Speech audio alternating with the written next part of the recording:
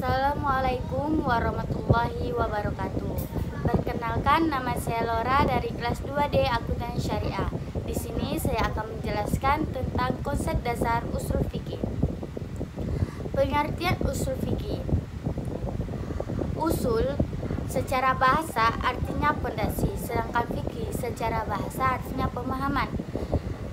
Kalau usul fikih artinya ilmu yang mempelajari tentang dalil-dalil fikih secara global atau penyimpulan hukum dalam fikih dan keadaan orang yang menyimpulkan hukum tersebut. Adapun secara etimologi dan terminologi. Usul fikih secara etimologi terdiri dari dua suku kata, yaitu usul dan fikih. Berikut ini pengertian dari masing-masing kedua suku kata tersebut. Usul secara etimologi bentuk jamak dari aslun yang berarti asal, pokok atau pondasi, yaitu yang menjadikan pondasi suatu bangunan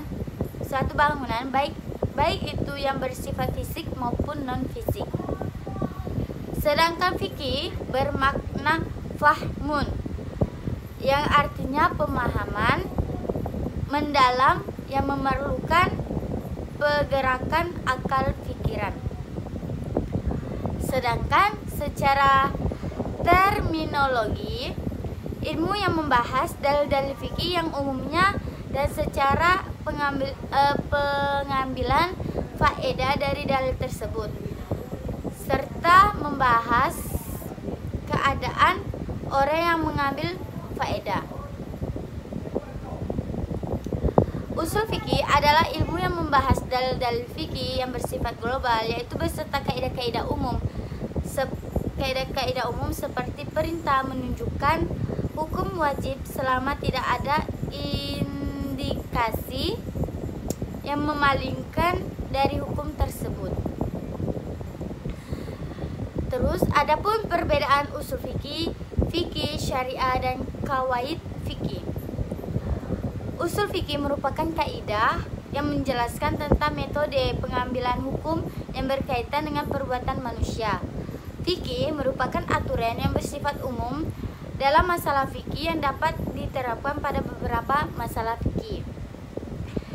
Syariah adalah hukum Islam yang bersumber dari Al-Quran dan Sunnah yang belum dicampuri daya nalar. Dan qawaid fikih adalah kaidah untuk mengetahui hukum-hukum yang serupa serta menghimpun masalah yang berserakan dan meleksi maknanya. Adapun kegunaan usul fikih.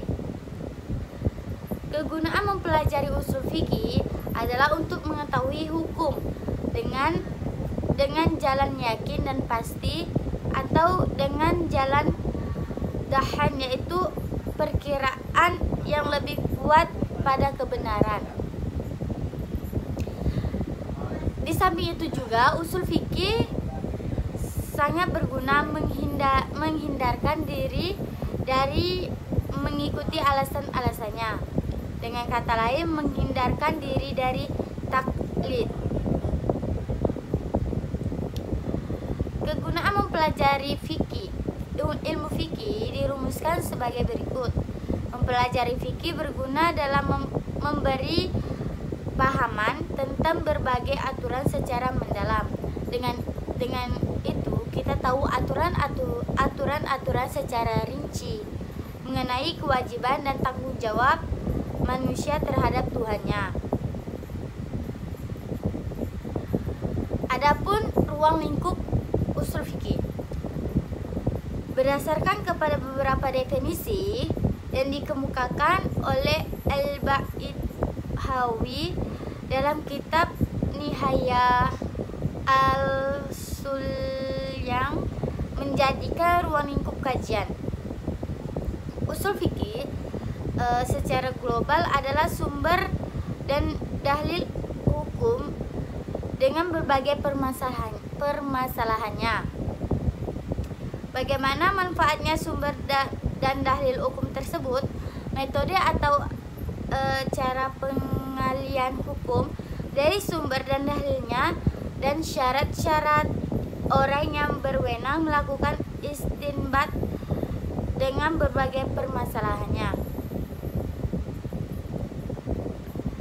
Terus ada objek kajian usul fikih. Objek kajian usul fikih ini adalah dalil syar'i yang bersifat umum ditinjau dari segi ketetapan hukum yang bersifat umum pula. Seorang pakar ilmu usul membahas tentang qiyas dan kehujahannya, tentang dalil am dan yang membatasinya,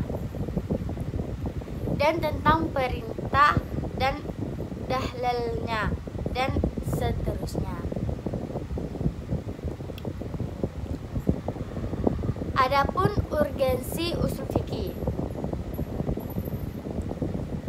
Imam Asy-Syatibi mengatakan mempelajari ilmu usul fikih merupakan sesuatu yang diharuskan atau yang sangat penting dan mutlak diperlukan, karena melalui ilmu inilah dapat diketahui kandungan dan maksud setiap dalil syariat Al-Quran dan hadis, sekaligus bagaimana menerapkannya dan untuk menilai sesuatu itu urgen atau tidaknya. Kita tuh dapat melihat dalam sisi manfaatnya.